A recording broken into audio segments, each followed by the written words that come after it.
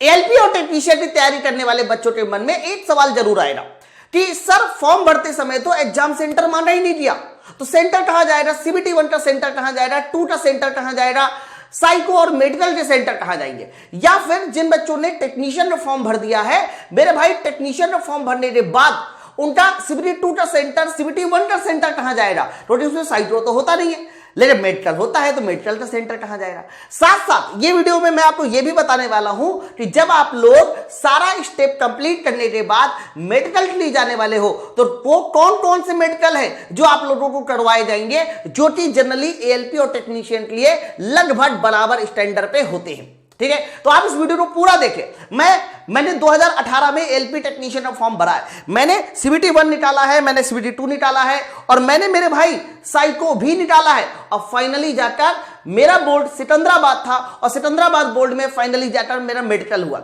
Medical भी कैसे होता है, किन किन बातों का मेडिकल में ध्यान देना होता है, क्या मेडिकल अगर आप किसी चीज में फेल हो जाते हो तो वो लोग मेडिकल में समय देते ही नहीं देते आपको, ये सारी की सारी बातों का डिस्कशन मैं आपको इस वीडियो में करने वाला हूं। ओके, तो चलो फिर शुरुआत करते हैं मेडिकल की जर्नी मेरे साथ। तो बच्चों सबसे पहले आप ये समझ लो कि एग्जाम सेंटर के बारे में बहुत बड़े बच्चों के मन में सवाल है, तो आप लोग को मैं बता दूं, जितने भी बच्चों ने एग्जाम फॉर्म भर दिया है तो उनका जो सीबीटी 1 का एग्जाम होगा वो हमेशा उनको होम टाइम में होने वाला है। जैसे कि मान लीजिए फॉर एग्जाम्पल कोई बच्चा उत्तर प्रदेश से है, लेकिन उसने जो जोन चुना है वो सिकंदराबाद जोन चुना है, तो मैं आप लोग को बता दूं आपका जो एग्जाम सेंटर होगा वो आपके होम टाउन के आसपास होगा, यानी वो आपका होगा उत्तर प्रदेश में, और वो भी कहां पर, जहां पर कह सकते हो आपका एड्रेस पड़ा हुआ है। होम टाउन में आपका सीबीटी 1 होगा 101%। लेकिन सीबीटी 2 की बात करिए, इसके बाद चाहे साइको की बात कीजिए, चाहे मेडिकल की बात कीजिए, ये तीनों के लिए जो सेंटर आपको मिलेगा ना, वो सेंटर होगा जो आपने बोर्ड चुना हुआ है। फॉर एग्जाम्पल अगर आपने सिकंदराबाद बोर्ड चुना है तो आपका सीबीटी 2 भी सिकंदराबाद के आसपास होगा, साइको भी उसी के आसपास होगा, मेडिकल भी उसी के आसपास होगा। क्लियर है ना। तो एक जो मन में सवाल था बच्चों के मन में, वो सारा मैंने सीबीटी 1 और सीबीटी 2 के एग्जाम सेंटर के बारे में बता दिया। अब आप लोग बात करते हैं मेडिकल की। बच्चों जब आप लोग सारे के सारे एग्जाम क्लियर करने के बाद मेडिकल देने जाते हो तो मेडिकल में बहुत सारे टेस्ट आपके करवाए जाते हैं। उनके नाम मैंने लिख दिया है। सबसे पहले ध्यान रखना, आपका ब्लड टेस्ट होता है, ब्लड टेस्ट के साथ साथ आपका यूरिन टेस्ट होगा, यूरिन टेस्ट के साथ आपका हेरिन टेस्ट होगा। हेरिन टेस्ट वेरी इंपॉर्टेंट है, मैं आपको बता दूं, अगर ये आप फेल कर जाते हो तो आप बाहर हैं। इसके बाद मैं आपको बता दूं अगला जो टेस्ट होगा वो हमारा कह सकते हो ईसीजी टेस्ट होगा। बच्चों इसके अलावा इसमें एक और बहुत ज्यादा इंपॉर्टेंट टेस्ट होता है सर, वो होता है आई टेस्ट। लेकिन आई टेस्ट के बारे में देखो सबको पता है, मैं आपको बता दूं ब्लड, यूरिन, हीरिन, ईसीजी, आई टेस्ट, ऐसे लगभग 4 से 5 टेस्ट आपके कह सकते हो मेडिकल में होने वाले। अच्छा, अब मैं एक एक करके शुरुआत करता हूं। सबसे पहले मैं आसान वाले टेस्ट से शुरुआत करता हूं जो बच्चों को जल्दी समझ में आएगा। सबसे पहला जो टेस्ट होता है मेरे भाई वो होता है ब्लड टेस्ट। होता क्या है कि जब भी आप मेडिकल में जाएंगे तो पहले मैं आपको बता दूं ये सारे के सारे टेस्ट रेलवे के अपने हॉस्पिटल में होते हैं, किसी प्राइवेट किसी गवर्नमेंट में नहीं होगा। रेलवे का खुद का एक हॉस्पिटल होता है, उसमें आप जाएंगे, प्रॉपर जो है पूरे दिन के लिए आप जाएंगे, पूरे दिन जो है आपका मेडिकल चलेगा। अलग अलग तरह के कह सकते हो बंच बना दिए जाते हैं। मान लीजिए 100 बच्चा दिया तो 25-25 बच्चों को समूह दे दिया जाएगा। कोई 25 बच्चा पहले ब्लड टेस्ट करा के आएगा, वही 25 बच्चा जो अगला 25 बच्चा है वो यूरिन टेस्ट कराने चला जाएगा, अगला 25 बच्चा जो है वो हेरिन टेस्ट कराने चला जाएगा, और इसी तरीके से कह सकते हैं वो एक तरह से साइकिल में अपने टेस्ट को कराते रहते हैं। तो ब्लड टेस्ट में क्या होता है, आपको ब्लड टेस्ट में आपकी बॉडी से सबसे पहले एक ब्लड सैंपल निकाला जाएगा। ब्लड सैंपल निकलने के बाद आपके ब्लड में ग्लूकोज कैसा है, आपके ब्लड में कोई इंफेक्शन तो नहीं है, आरबीसी, डब्ल्यूबीसी, यानी जो भी हमारी ब्लड की रिपोर्ट होती है वो सारी की सारी रिपोर्ट आपको इसमें मिल जाएगी।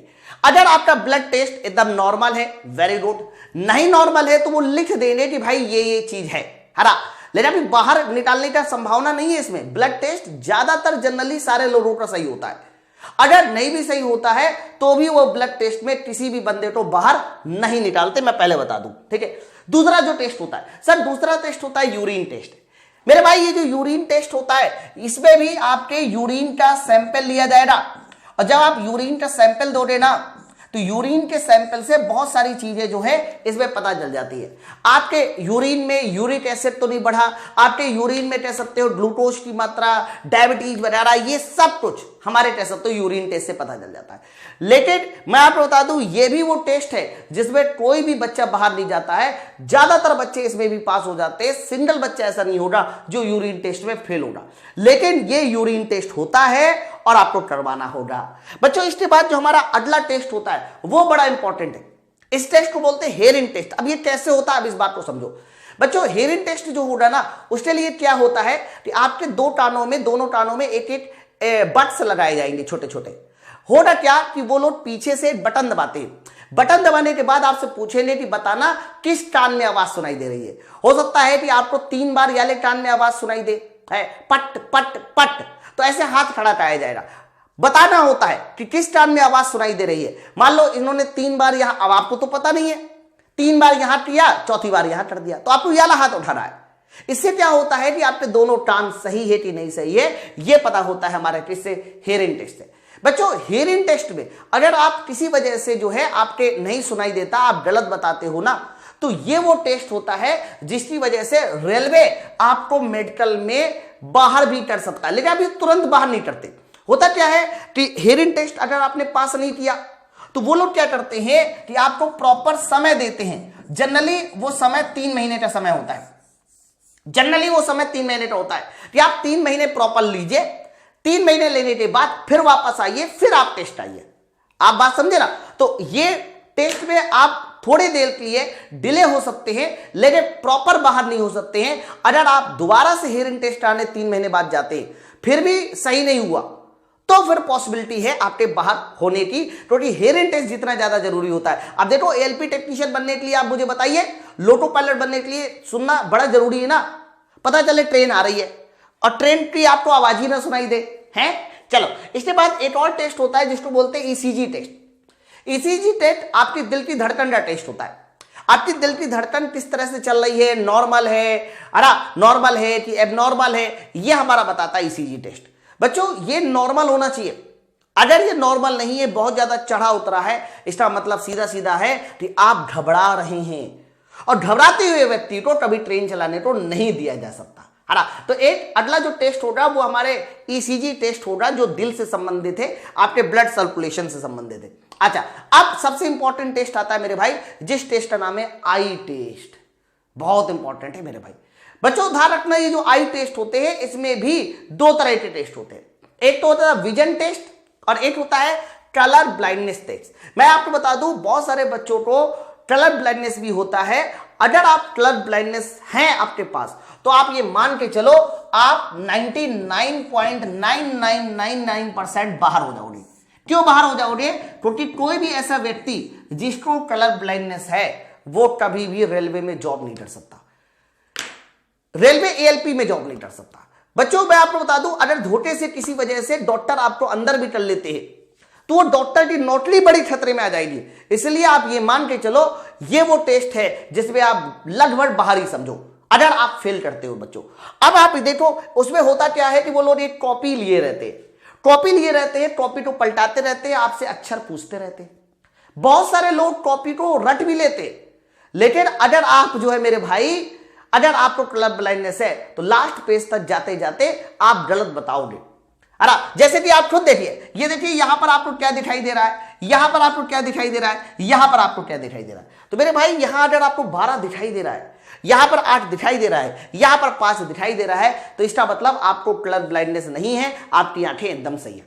एक तो ये वो टेस्ट है जो कह सकते हो आपको देखना होगा, बहुत कायदे के साथ होता है ये टेस्ट, है ना बच्चों। अगला जो टेस्ट होता है आई टेस्ट में, वो होता है लो विजन टेस्ट। आपकी विजन कैसा है?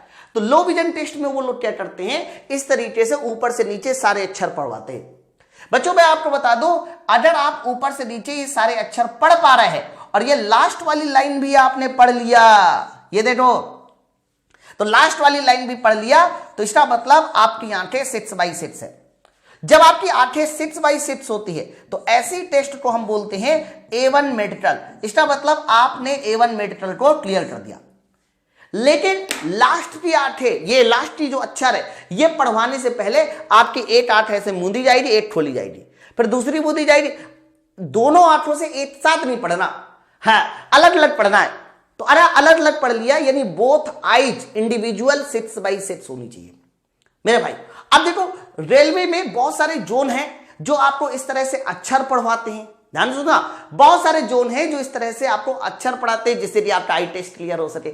बहुत सारे जोन ऐसे होते हैं जो अक्षर को ना पढ़वा के सी पढ़वाते, सी, और पूछते कि सीटा बताइए मुंह किस ओर खुला है। जैसे कि आप देखिए ऊपर वाले का सीटा मुंह किस ओर खुला है, ऐसे लास्ट वाले का अगर आपने बता दिया कि लास्ट वाले सीटा मुंह किस ओर खुला है, तो मेरे भाई आप जो है पूरी तरह से कह सकते हो अंदर हो जाओगे, यानी आपकी आंखें 6x6 है। तो लास्ट वाली लाइन आपको पढ़ना जरूरी है।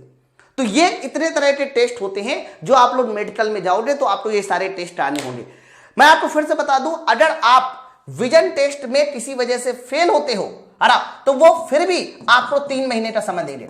मुझे आज भी वो अपना दिन याद है बच्चों, जब मैं मेडिकल का आने दिया था ना, तो मेरी एक आंख याली आंख एकदम सही थी, राइट वाली आंख में जरा सा फॉल्ट था, 6/9 थी, ये 6/6 थी, सुनता था, ये 6/9 थी। मुझे लगा मैं बाहर, लेकिन 3 महीने बाद मेरे पास रेलवे का मैसेज आता है कि आपका दोबारा से मेडिकल है। अगर मुझे पता होता ना पहले से कि मेरा दोबारा से मेडिकल है, तो उस 3 महीने में मैं अपनी आंखें सही करा लेता। बहुत सारे इलाज थे जो थोड़ी आंखें सही होने पर, सही खराब होने पर सही हो जाती है, लेकिन मुझे पता ही नहीं था। और बच्चों 3 महीने बाद जब मैं दोबारा मेडिकल कराने गया तो फिर मेरी आंखें खराब। रेलवे ने फिर दोबारा मुझे मैसेज किया कि अगर आपको अभी भी डाउट है तो अगले 3 महीने बाद आप फिर मेडिकल करा लीजिए और फिर कह सकते हो अपनी आंखों का चेकअप कराते देख लीजिए। अगर लेकिन दूसरा वाला जो मेडिकल था उसमें मैं गया नहीं। जब मैं दूसरे वाले मेडिकल में नहीं दिया ना, तो उन्होंने फाइनली एक मैसेज मुझे भेजा कि सर मतलब इंग्लिश में था, मेरी इंग्लिश थोड़ी कमजोर है, तो इंग्लिश में ऐसे मैसेज लिखा हुआ था कि अब आप परमानेंटली ALP वाली जो पोस्ट है उससे बाहर हो चुके हो। तो मेरे साथ ये वो हुआ था। मैं नहीं चाहता कि आपको ये पता ना हो। हमेशा इस बात को ध्यान रखना, रेलवे जो है ना आपको मौका देता है, 3 महीने का मिनिमम मौका देना। इसके साथ साथ आपके कुछ छोटे छोटे टेस्ट और भी होते हैं, जैसे कि आपका हाइड्रोसिल टेस्ट होगा। इसके लिए अगर हाइड्रोसिल में पानी है तो आप इसका इलाज कराके बढ़िया कर सकते हो। इसको है वेट टेस्ट होगा, है ना। इसी तरीके से आपका BP मापा जाएगा। तो ये उतने ज्यादा कह सकते हो इंपॉर्टेंट टेस्ट नहीं होते, किसी किसी जोन में होते हैं, किसी किसी जोन में नहीं भी होते। इनसे उतना ज्यादा फर्क नहीं पड़ेगा। ओके, तो आई थिंक मैंने आप लोगों को मेडिकल का पूरा सफर, अपना जो सफर है वो आपके साथ शेयर किया। आप लोग पढ़ाई कीजिए, पढ़ते रहिए, क्योंकि LP का फॉर्म आ चुका है, टेक्नीशियन का भी आ जाएगा। पढ़ाई करिए, CBT 1 और CBT 2 को अच्छे से पहले क्लियर कीजिए। थोड़ा सा अपनी आंखों पर भी ध्यान देते रहिए कि आपकी आंखें सुरक्षित बनी रहे, है ना। अगर आप ये चाहते हैं कि आंखों को कैसे सुरक्षित किया जाए, वो 5 रूल क्या है जो आपकी आंखों को सुरक्षित कर सकते हैं, मुझे नीचे कमेंट करके बताना, मैं वो 5 रूल भी बता दूंगा। इसके साथ साथ एक और इंफॉर्मेशन आप लोगों के लिए मेरे भाई, मैं आप लोगों को बता दूं, माई पाठशाला एप्लीकेशन में ALP और टेक्नीशियन के कंप्लीट फाउंडेशन बैच के लिए एक कह सकते हो कि बैच चल रहा है, कंप्लीट फाउंडेशन बैच, है ना। बच्चों ये बैच की खास बात क्या है, एक तो इस बैच की फीस हमने इतनी कम रखी है जिसमें कोई भी बच्चा जो है आप कह सकते हो इसकी तैयारी कर सकता है।